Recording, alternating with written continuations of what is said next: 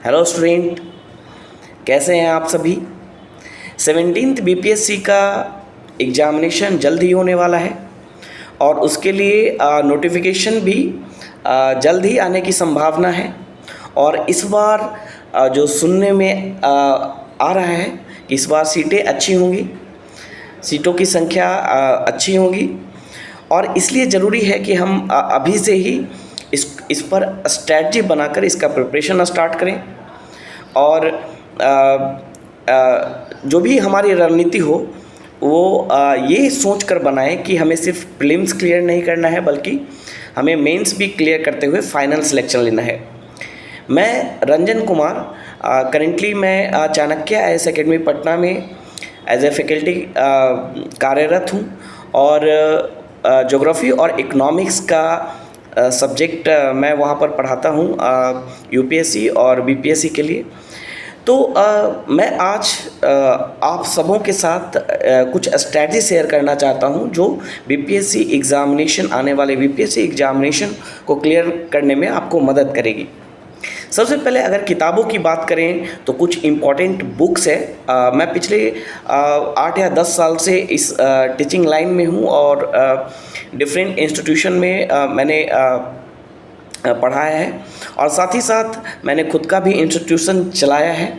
तो उस एक्सपीरियंस के आधार पर कई सारे मेरे विद्यार्थी अभी है ना डिफरेंट सर्विसेज में कार्यरत हैं। तो उस आधार पर मैं आपको कुछ अपने एक्सपीरियंस के आधार पर मैं आपको बता सकता हूं कि कुछ ऐसी किताबें हैं, बेसिक किताबें हैं, बेसिक बुक्स हैं जिनको आप फॉलो कर सकते हैं। जैसे अगर हम पॉलिटी की बात करें तो एम लक्ष्मीकांत जो होगी वो आपके लिए सफिशिएंट होगी। यानी एम लक्ष्मीकांत को ही आधार बनाना है आपको और उसे करेंट के साथ जोड़ते हुए उसे पढ़ना है। अगर हम ज्योग्राफी की बात करें तो 11th-12th के जो एनसीईआरटी है that will be more than sufficient. अगर आप और भी थोड़ा एक्स्ट्रा पढ़ना चाहते हैं, क्योंकि आजकल जो सवाल आ रहा है बीपीएससी में वो उसका स्टैंडर्ड थोड़ा ऊपर किया गया है और यूपीएससी को फॉलो करने की कोशिश की जा रही है। तो आप अगर ज्योग्राफी में और भी बेहतर करना चाहते हैं तो महेश वर्णवाल की किताब आती है, उसको आप फॉलो कर सकते हैं अपार्ट फ्रॉम एनसीईआरटी। लेकिन एनसीईआरटी पढ़ना बहुत ज़रूरी है आपके लिए। अगर हम हिस्ट्री की बात करें तो एंशिएंट हिस्ट्री के लिए एनसीईआरटी, जो ओल्ड एनसीईआरटी है वो सफिशिएंट है। मिडावल के लिए भी आप ओल्ड एनसीईआरटी पे रिलाई कर सकते हैं और मॉडर्न हिस्ट्री के लिए आपको स्पेक्ट्रम पढ़ने की ज़रूरत है। स्पेक्ट्रम को आप फॉलो कर सकते हैं for prelims as well as mains. For Bihar special आप इम्तियाज़ अहमद की किताब आती है जो हिंदी में आती है, तो इम्तियाज़ अहमद की बुक फॉलो कर सकते हैं या फिर एक बिहार समग्र करके किताब आती है, उसको आप उसको फॉलो कर सकते हैं।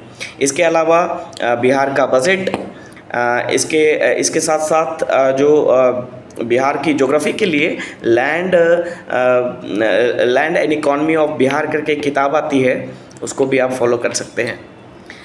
साइंस के लिए 9th-10th की एनसीईआरटी बहुत अच्छी है, लेकिन इसके अलावा 7th एंड 8th क्लास की एनसीईआरटी भी आप कवर कर लें। Next is economy. Indian economy के लिए एक नितिन सिंघानिया की किताब आई है अभी मार्केट में इकोनॉमिक पे, जिसका पहले आर्ट एंड कल्चर की बुक प्रचलित थी। उसी राइटर की इंडियन इकॉनमी की किताब आई है, उसको आप फॉलो कर सकते हैं। ठीक है, तो अगर इतना आप करते हैं तो आपका प्रीलिम्स क्लियर हो जाता है और साथ ही साथ करेंट अफेयर्स आपको कवर करना है। करेंट अफेयर्स के लिए अभी सिर्फ वन लाइनर पे आप रिलाई नहीं रह सकते हैं और इसके लिए आप अगर न्यूज़पेपर आप पिछले 1-2 साल से पढ़ रहे हैं तो ये बहुत अच्छी बात है। अगर आपने न्यूज़पेपर कवर नहीं किया है तो कोई भी एक मंथली मैगज़ीन आप उसको पढ़ें, है ना। और लास्ट में जो एग्ज़ाम पर्पस से जो मैगज़ीन आता है उसको आप कवर करें, लेकिन जो मंथली मैगज़ीन है उसको भी आपको कवर करने की ज़रूरत है। पिछले 1 से 1.5 साल का जो मंथली मैगज़ीन है उसको आपको कवर करना होगा। तो दिस इज़ अबाउट प्रीलिम्स। अगर मेंस की बात करें तो मेंस भी आपको साथ साथ करना है। आपको पता है कि मेंस में 2 जीएस के पेपर और 1 एसए के पेपर आते हैं। तो जीएस पेपर 1 के लिए जो हिस्ट्री का पार्ट है वो बहुत ज़्यादा आपको करने की ज़रूरत नहीं है। जो बिहार का जो कल्चर का पार्ट है, आर्ट एंड कल्चर, जिसमें कुछ फिक्स्ड क्वेश्चंस आता है, उसको आप कवर कर लें इम्तियाज़ अहमद की किताब से, या फिर और भी जो दूसरे नोट्स मिल रहे हैं मार्केट में वहाँ से आप कवर कर सकते हैं। इसके अलावा हिस्ट्री के कुछ और भी अन्य सवाल भी आपसे पूछे जा सकते हैं मेंस में, उसके लिए स्पेक्ट्रम पे आपको कमांड करने की ज़रूरत है। दूसरा जो सेक्शन है करंट अफेयर्स, उसके लिए न्यूज़पेपर्स, और साथ ही साथ मेंस पर्सपेक्टिव से किसी एक मैगज़ीन को आप पढ़ें, कोई भी एक मंथली मैगज़ीन को आप कवर कर सकते हैं।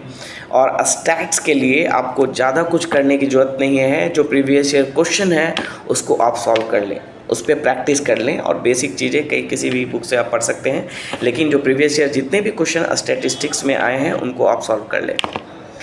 जीएस पेपर 2 की बात करें तो जीएस पेपर 2 में पॉलिटी एंड गवर्नेंस है, तो उसके लिए आपको लक्ष्मीकांत बहुत अच्छी किताब है, साथ ही साथ उसको करंट अफेयर्स के साथ उसे आपको कनेक्ट करना है।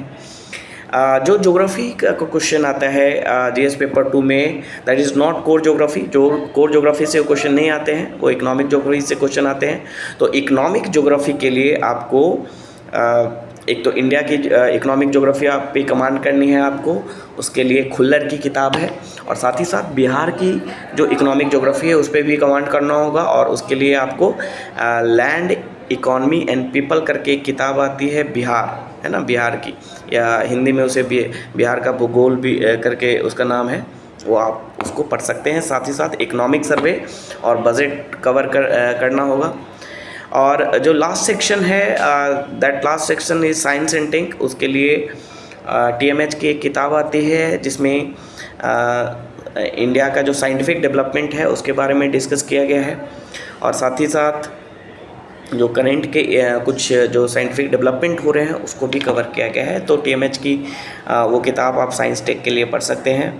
और जो थर्ड पेपर है वो एसए का पेपर है। एसए के लिए आपको अभी से ही डेली बेसिस पे एडिटोरियल पेज पढ़ना होगा। देखिए, एसए के लिए 2-3 चीज़ें बहुत इंपॉर्टेंट होती हैं, जैसे एडिटोरियल पेज आप रेगुलर बेसिस पे पढ़ें, जो भी इश्यूज़ हैं उन पे एक ब्रॉड अंडरस्टैंडिंग डेवलप करें।